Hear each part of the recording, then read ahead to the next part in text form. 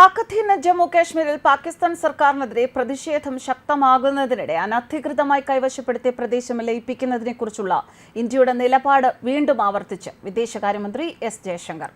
പാകിസ്ഥാൻ ആ ഭൂമിയിൽ നിന്നും സ്വയം ഒഴിഞ്ഞു പോകണം. ജനം ഇന്ത്യയിൽ ലയിക്കാൻ ആഗ്രഹിക്കുന്നു. രക്തച്ചൊരിച്ചിൽ ഒഴിവാക്കിയുള്ള നടപടി വേണം. പാക് അധിനിവേശ കാശ്മീരിലെ ജനങ്ങൾക്കൊപ്പം ഇന്ത്യയുണ്ട് എന്നും മന്ത്രി ജയശങ്കർ പറഞ്ഞു. ഒരു ദിവസം ഞങ്ങൾ POKയുടെ അനധികൃത അധിനിവേശം അവസാനിപ്പിക്കുകയും ചെയ്യും.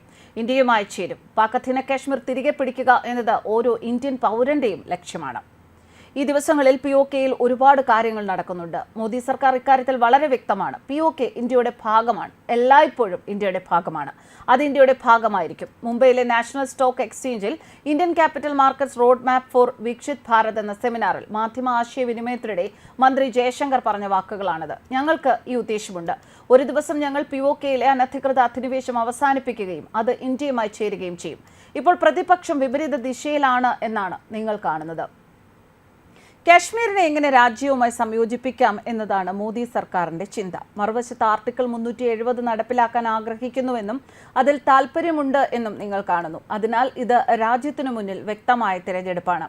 അവരും വളകൾ ധരിച്ചിട്ടില്ല. ഞങ്ങളെ ആക്രമിക്കുമെന്ന ജമ്മു കാശ്മീർ മുൻ മുഖ്യമന്ത്രി ഫാറൂഖ് അബ്ദുള്ളയുടെ പരാമർശത്തെക്കുറിച്ചും അദ്ദേഹം അഭിപ്രായപ്പെട്ടു. പാകിസ്ഥാൻ ആണവായുധങ്ങൾ ഉള്ളതിനാൽ POKയെക്കുറിച്ച് സംസാരിക്കരുത് എന്ന് ഫാറൂഖ് അബ്ദുള്ള ഓർമ്മിപ്പിക്കുന്നു.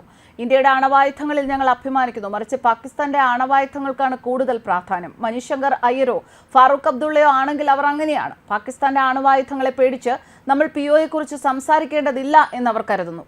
വിലക്കയറ്റത്തിൽ പൊറുതിമുട്ടി ജനം തെരുവിലിറങ്ങിയതാണ് പാക് അധീന കാശ്മീരിൽ പ്രതിഷേധങ്ങൾക്കും സംഘർഷങ്ങൾക്കും ഇടയാക്കിയത്. വെള്ളിയാഴ്ച Jammu and Kashmir joint Awami action കമ്മിറ്റിയുടെ നേതൃത്വത്തിൽ പാക് അധീന കാശ്മീരിന്റെ തലസ്ഥാനമായ മുസാഫറാബാദിലാണ് പ്രതിഷേധം നടന്നത്. ആസാദി മുദ്രാവാക്യം മുഴക്കിയാണ് പ്രതിഷേധക്കാർ തെരുവിലിറങ്ങിയത്. വ്യാപാരികളും പ്രതിഷേധത്തിന്റെ ഭാഗമായി. പ്രതിഷേധത്തെ പാകിസ്ഥാന്റെ സുരക്ഷാ സേന പല്ലും നഖവും ഉപയോഗിച്ച് ചെറുത്തതോടെ സ്ഥിതിഗതികൾ വഷളാവുകയായിരുന്നു. ഇതോടെ റോഡ് ഉപരോധിച്ചും കടകൾ അടപ്പിച്ചും സമരം ശക്തമാക്കാൻ AAC ആഹ്വാനം ചെയ്തു. കറണ്ട് ബില്ലിൽ ഏർപ്പെടുത്തിയ ഉയർന്ന നികുതിയെ തുടർന്ന് വിലക്കയറ്റം രൂക്ഷമായതോടെയാണ് മുസാഫറാബാദിൽ AIC സമരം സംഘടിപ്പിച്ചത്. കൂടാതെ വൈദ്യുതി ക്ഷാമവും പ്രതിഷേധ കാരണമാണ്. ഇസ്ലാം ഘട്ടിൽ സമാധാനപരമായി പ്രതിഷേധിച്ചവർക്ക് നേരെ പോലീസ് കണ്ണീർ വാതകമടക്കം ഉപയോഗിച്ചതോടെ സംഘർഷം കടുത്തു. തുടർന്ന് പാക് അധീന കാശ്മീരിന്റെ മിക്കയിടങ്ങളിലേക്കും പ്രതിഷേധം വ്യാപിക്കുകയായിരുന്നു. ഗതാഗതം സ്തംഭിപ്പിക്കാനും കടകമ്പോളങ്ങൾ അടച്ചിടാനും ആഹ്വാനം ചെയ്തതോടെ മുസാഫറാബാദിൽ വ്യവസായ മേഖല നിശ്ചലമായി. പ്രതിഷേധക്കാരുടെ പ്രകടനം തടയാനായി പോലീസ് റോഡുകളിൽ ബാരിക്കേഡ് ഉയർത്തിയത് വീണ്ടും സംഘർഷത്തിനിടയാക്കി. പോലീസ് നേതാക്കളെയും സാമൂഹ്യ പ്രവർത്തകരെയും അറസ്റ്റ് ചെയ്തു എന്ന് ആരോപിച്ച് രണ്ടാം ദിവസമായ ശനിയാഴ്ചയും AAC സമരത്തിന് ആഹ്വാനം ചെയ്തു. ആയിരക്കണക്കിന് പേരാണ് മുഴുവൻ ജില്ലകളിലും പ്രതിഷേധവുമായി എത്തിയത്. പ്രതിഷേധത്തിന്റെ പശ്ചാത്തലത്തിൽ മേഖലയിൽ ഭരണകൂടം നിരോധനാജ്ഞ പ്രഖ്യാപിച്ചിരിക്കുകയാണ്. വെള്ളിയാഴ്ചയും ശനിയാഴ്ചയും സ്കൂളുകൾ അടഞ്ഞുകിടന്നു. അതേസമയം പോലീസ് പ്രതിഷേധക്കാർക്ക് നേരെ വെടിയുതിർത്തതായും 2 പേർ കൊല്ലപ്പെട്ടതായും പാക് അധീന കാശ്മീരിലെ സാമൂഹ്യ പ്രവർത്തകനായ അംജാദ് അയൂബ് മിർസയെ ഉദ്ധരിച്ച് ANI റിപ്പോർട്ട് ചെയ്തു. പ്രതിഷേധക്കാരുടെ മർദ്ദനത്തിൽ പരിക്കേറ്റ് ഒരു പോലീസുകാരൻ കൊല്ലപ്പെട്ടതായും അദ്ദേഹം പറഞ്ഞു. സ്ഥിതിഗതികൾ കൈവിട്ടുപോയ സാഹചര്യമാണെന്നും വിഷയത്തിൽ ഇന്ത്യ ഗവൺമെന്റ് ഇടപെടണമെന്നും അദ്ദേഹം ആവശ്യപ്പെട്ടു.